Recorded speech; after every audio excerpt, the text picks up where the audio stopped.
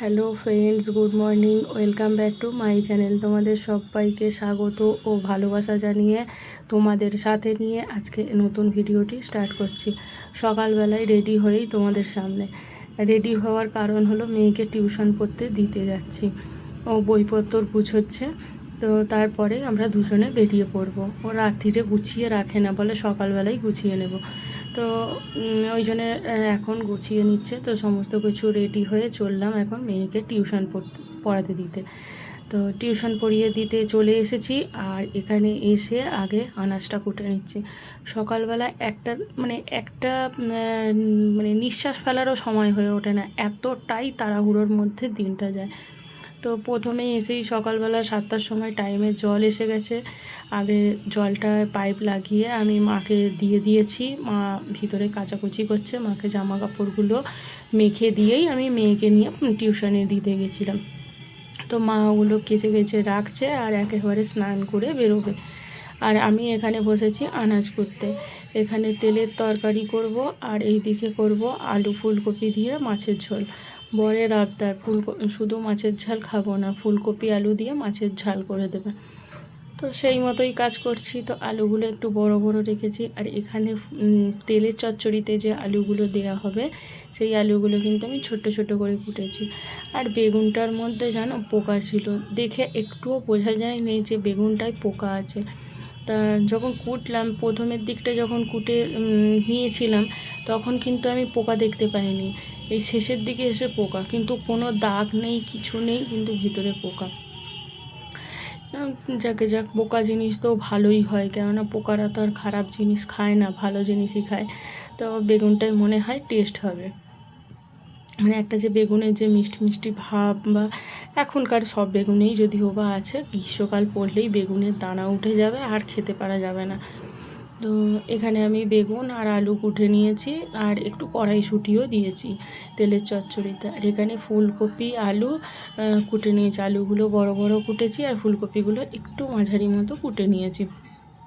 ফুলকপির তরকারিতে কিন্তু আমি একটুও কড়াইশুঁটি দিইনি, কেননা আমার মেয়ে আবার কড়াইশুঁটি খাবে না, ও তেলের তরকারি খাবে না। তো ওই জন্যে আমি তেলের তরকারিতে কড়াইশুঁটি দিয়েছি। কড়াইশুঁটি আমার তরকারিতে দিতে আমার খুবই ভালো লাগে, খেতে খুব ভালো লাগে। কাঁচাও ভালো লাগে, তরকারিতে দিয়ে খেতেও ভালো লাগে। তো এইখানে টমেটোও কুটে নিয়েছি আর এখানে পেঁয়াজ কুটছি। পেঁয়াজও বেশি নেই, তো এনে দিয়েছে আমাকে, পেঁয়াজ এনে দিয়েছে, কিন্তু এখন আগের যে পেঁয়াজগুলো আছে সেই পেঁয়াজগুলোকেই আমি ব্যবহার করে ফেলছি, রান্নায় দিয়ে ফেলছি। না হলে না পেঁয়াজগুলো কেমন গায়ে একটা হরহরে হয়ে যায়, ভিতরে কেমন একটা কাঁচ মতো বেরিয়ে যায়। তো সেগুলো যেন একটু শক্ত শক্তই খেতে লাগে, ভালো লাগে না। তো ওই জন্য এই আগের পেঁয়াজগুলোকেই নিয়ে নিয়েছি। এখানে সমস্ত কিছু কোটাকুটি সব হয়ে গেছে, চলে এসেছি রান্নার জায়গায়। রান্না করার জন্য আগেই হাঁড়িতে আমি জল গরম বসিয়ে দিয়েছি। আর এটা কালকের দিনের ভাত, তো এই ভাতটা রেখে দিয়েছি। তো কেউ খায়নি, তো ভাতটা শুধু মধু ফেলে দিয়ে কী হবে বলো। তো ওটাকে রেখে দিয়েছি গুছিয়ে, আজকে গরম ভাতের সঙ্গে মিশিয়ে দেব। তো এইরকমভাবে আমাদের মিশিয়েই দিই, রাত্রিরে ভাত খাওয়া হয় না। গ্রীষ্মকালে ভাত খাওয়া হয়, তো শীতকালে রাত্রিরে ভাত খাওয়া হয় না। তো ওইদিকে আমি তেলের চচ্চড়িটা বসিয়ে দিয়েছি আর এইদিকে ভাতের জলও আমি বসিয়ে দিয়েছি। জলটা গরম হোক, তারপর আমি চালটা দেবো। আর ওইদিকে তেলের চচ্চড়ি, নুন তেল দিয়ে আগে তেলটাকে ভেজে নিয়েছি, নিয়ে তারপর আলু বেগুন দিয়ে তেলের চচ্চড়ি করছি। আর লঙ্কা না হলে, ঝাল ঝাল না হলে ঠিক তেলের চচ্চড়ি খেতে ইচ্ছে যায় না। একটু বেশ ঝাল ঝাল হবে, খেতে ভালো লাগে। কাঁচা লঙ্কা হলে আরও জিনিসটা ভালো হতো, কিন্তু কাঁচা লঙ্কা নেই, তো কী হয়েছে, শুকনো লঙ্কা দিয়েই কাজ চালিয়ে নিয়েছি। এতে গুঁড়ো লঙ্কা দিয়ে দিয়েছি, শুকনো লঙ্কা আর ফোড়নে দিইনি। তো ওখানে ভালো মতো করে তেলের চচ্চড়িটা করে নিচ্ছে। আর দেখতে পাচ্ছ কতটা তেল ছেড়েছে, তো সুন্দর। আলুগুলোও কিন্তু গলে পুরো নরম হয়ে গেছে। আর তেলটা এত ভালো যে ওখান থেকে অনেকটাই তেল বেরিয়েছে। আর মাছগুলো ফ্রিজ থেকে সে বার করে রেখেছি, তো ফ্রিজ এখনও অবধি বরফ ছাড়েনি। তো ওই জন্যে হাঁড়িটা, জলটা গরম ফুটছে, তো ভাতটা ফুটছে, তো ওই জন্য আমি কি করেছি, ওর ওপর হাঁড়ির মাথার ওপরে মাছটাকে রেখে দিয়েছি, যাতে গরম ভাবটা লেগে বরফটা ছেড়ে যায়। তো এইদিকে আমার তেলের চচ্চড়ি নেবে গেছে, আর এদিকে মাছ ভাজাও বসিয়ে দিয়েছি। আর এদিকে মাছটা যখন ছেড়ে গেল ভাতটাকেও দিয়ে দিয়েছি। ভাতের বরফটা অনেকটা কেটে গেছে। ভাতটাও মানে ফ্রিজে ছিল, ভাতটা অনেকটা মানে ঠান্ডা পুরো বরফ মতো হয়ে গেছিলো, তো কাটি কাটি হয়ে গেছিলো, সেটা উপরে রেখেছিলাম, সেটা অনেকটা গলে গেছে। ভাতের যখন ফ্যান ঝাড়বো তখন ভাতটাকে মিশিয়ে দেব। তো এখানে এক পাট মাছ ভাজা হয়ে গেছে, আর ওইখানে আর এক পাট মাছ ভাজতে দিয়েছি। আর চাপা দিয়ে দিয়েছি কেন বলো তো, মাছের যে কানকোর সাইডটায় যে পেটি মাছটা বেরোয় না, ওটা বড্ড ফাটে, তো ওই জন্য আমি চাপা দিয়ে দিয়েছি, ওই মাছের থালাটাই চাপা দিয়ে দিয়েছি। আর এই গামলা করে ফ্যান ঝরিয়ে নিচ্ছি, কিন্তু স্টিলের হাঁড়ি তো সে হড়কে হড়কে চলে যাচ্ছে, ওই জন্য আবার বালতিতেই করলাম। যার যেতে কাজ করে সেট হয়ে গেছে। ভালো করে ফ্যানটা ঝরিয়ে নিয়েছি, নিয়ে হাঁড়ির চাপার মধ্যে যে ফ্যান মানে ভাতগুলো লেগেছিলো সেগুলো ভালো করে ঝেড়ে নিয়েছি, নিয়ে আর ভাতটাকে একটু ঝাঁকিয়ে নিলাম যাতে ভাতটা ডেলা পাকিয়ে না যায়। আর এখানে মাছটা ভাজা বসিয়েছি, আর হাঁড়ির মাথার ওপরে তেলের চচ্চড়ি যে করেছিলাম সেইটাকে রেখে দিলাম। আর ওখানে ফুলকপিটাকে একটু সেদ্ধ বসিয়েছিলাম, একটু গরম জলে একটু ভাপিয়ে নিয়েছিলাম, সেটাকেও জলটা ফেলে দিলাম, আলুরও জলগুলো ফেলে দিলাম। আর এখানে সমস্ত মাছ আমার ভাজা হয়ে গেছে, ফুলকপিগুলোকে কড়ার মধ্যে দিয়ে দিয়েছি। কিন্তু দেখো হাঁড়ির ওপরে গামলাটা রাখতে কিন্তু কড়াটা অনেকটাই গাঁট পড়ে গেছে, তো ওই জন্য গামলাটাকেও আমি সরিয়ে দিলাম, নাহলে দেখা যাচ্ছে না কড়াটা।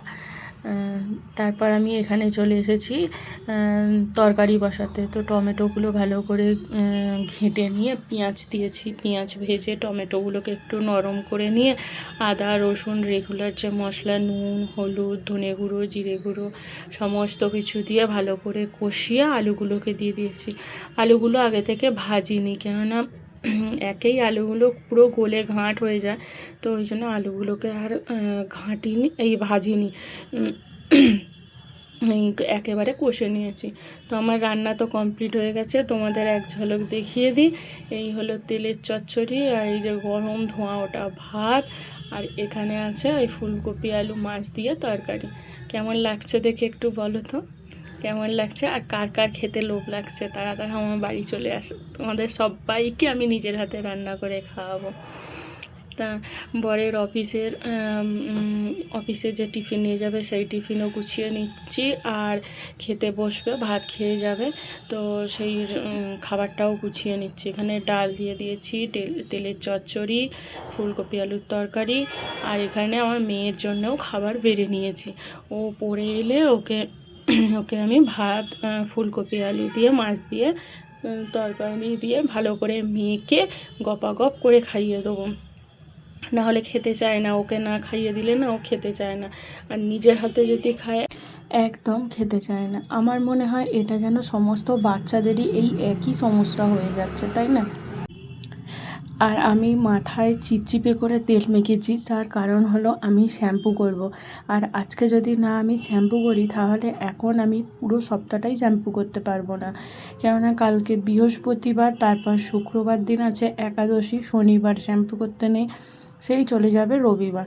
তো রবিবার এমনিতেই শ্যাম্পু হবে কি না হয় ও তার কোনো ঠিক ঠিকানা নেই, তো ওই জন্যে আমি মানে আজকেই শ্যাম্পু করে নিচ্ছি। আর রবিবার দিনকে যেহেতু বাজার দোকান সারা সপ্তাহ বাজার দোকান করতে যেতে হয়, তো সেই জন্য হয়ে ওঠে না।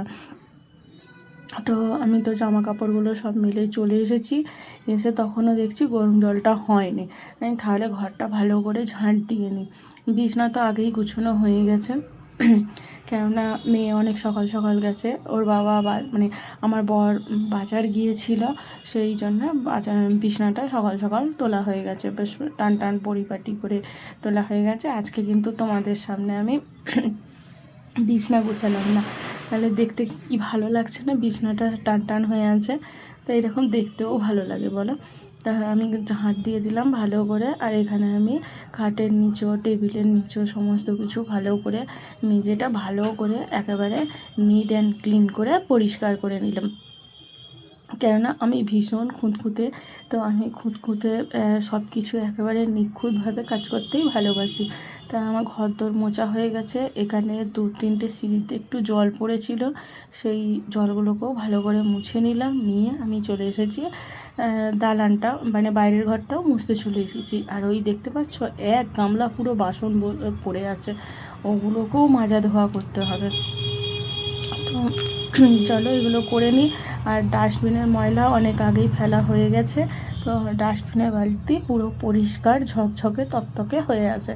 তো আজকে আর বাইরে গেটটা আর খুলিনি, তো সমস্ত কিছু মোছা হয়ে গেল। আর এখানে চলে এসেছি বাসনগুলো মাজতে। বাসন অনেকক্ষণ আগেই মাজা হয়ে গেছে, এইবারে ধুয়ে নিচ্ছি। আসলে সব কিছুটা তো অন ক্যামেরায় করা যায় না, তাই না? কি আবার তাহলে অনেকটাই বড় হয়ে যায়, না হলে একই কাজ প্রত্যেক দিন দেখানো হয়, তোমাদেরও ক্লান্ত বোধ হতে পারে। তো ওই জন্যে আমি অফ ক্যামেরাতে বাসনগুলো মেজে নিয়েছি, নিয়ে অন ক্যামেরাতে বাসনগুলো ধুয়ে নিচ্ছি। তা এই রকমভাবেই আমাদের কাজ করতে হয়, জল তুলে তুলে, জানি না কতদিনে কি হবে না হবে। তো চলো, এখানে তো সমস্ত কিছু পরিষ্কার হয়ে গেছে। বা হাঁড়ি ধরার যে ন্যাকড়াগুলো, কড়া মোছার যে ন্যাকড়াগুলো, সেগুলো ভালো করে পরিষ্কার করে নিলাম। ওই জলেই ভালো করে ধুয়ে নিয়েছি। নিয়ে ওখানে জায়গাটাকে ভালো করে ওখানটা পরিষ্কার করে নিয়ে, আর আমিও শ্যাম্পু করে স্নান করে নিয়েছি। রোদ্দুরে চলে এসেছি, বাসনগুলো একটা একটা করে সব উপুর করে দিচ্ছি।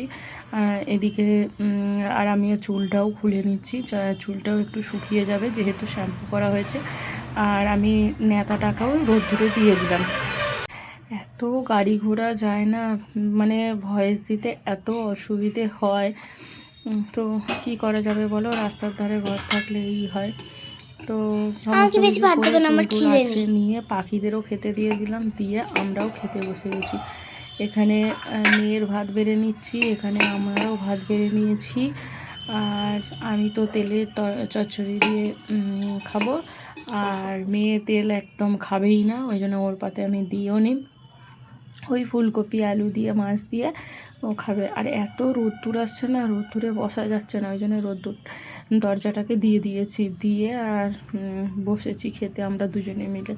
মায়ের আগেই খাওয়া হয়ে গেছে, আর আমরা দুজনে এখন খেতে বসেছি। আমার তরকারিটা গামলাতেই রেখে দিয়েছি, আর ওরটা আমি ওকে ভালো করে বেড়ে দিয়ে দিয়েছি।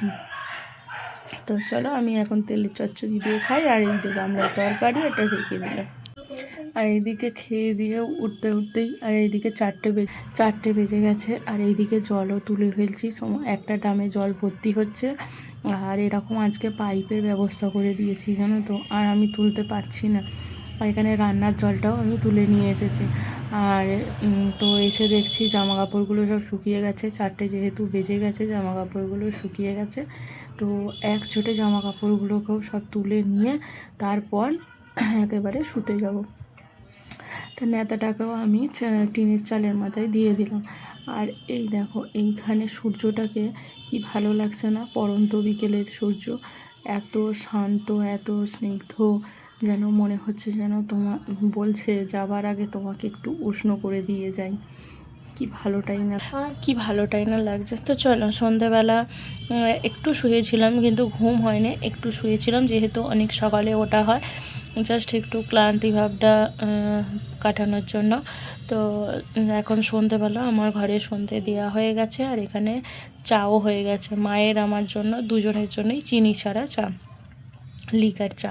তো আমি একটু মধু দিয়ে খাই, আর মা একদমই কিছু দিয়ে খায় না, তো এই জন্য একটু গুলিয়ে নিলাম।